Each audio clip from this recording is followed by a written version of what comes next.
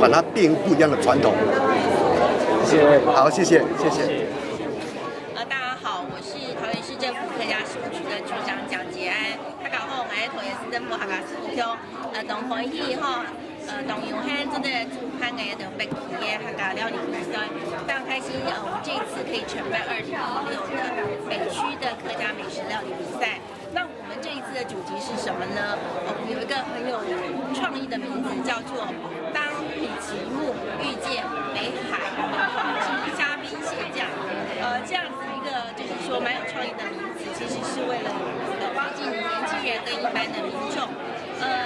电感冷宫用它发出到一直为什么我们会想要用那个米其木呢？因为其实大家对客家美食的印象都停留在可能就是板条啊，或者北区讲是板条，南区讲是腌趴饭哈。事实上，我们客家人的蜜情梦，其实是过去一直到现在生活息息相关、非常重要的一个点心，甚至可以说是主食。它可以吃甜的哦，也可以吃咸的，它可以吃热的，也可以吃汤的，也可以吃干的，所以它的变化本身就非常的有弹性。然后另外呢，所以我们就是决定就是说要把这个就是台目可以去做这一次的一个料理比赛的选角。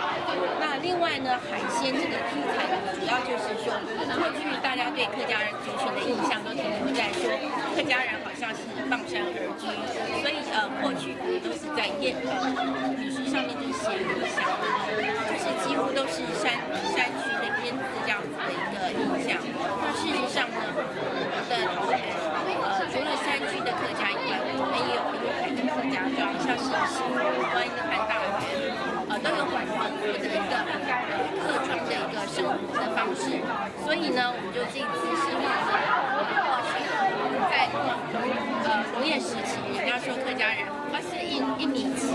然后气奶，也就是说过去客家人可能要吃一条新鲜的鱼都蛮困难的。那事实上现在大环境改变呢，所有的食材都非常的容易取得，更何况我们有滨海客家，所以我们希望就是利用海鲜这个食材。过去大家印象中就是说海鲜的食材是比较高级的比较昂贵的，那么跟我们传统客家米食做一个结合，让我们这次还有社会组跟青年组，我们希望所有参赛的民众呢，参赛者都可以发挥他们的创意跟想象，让我们的客家美食有更无限的可能。谢谢。那另外我们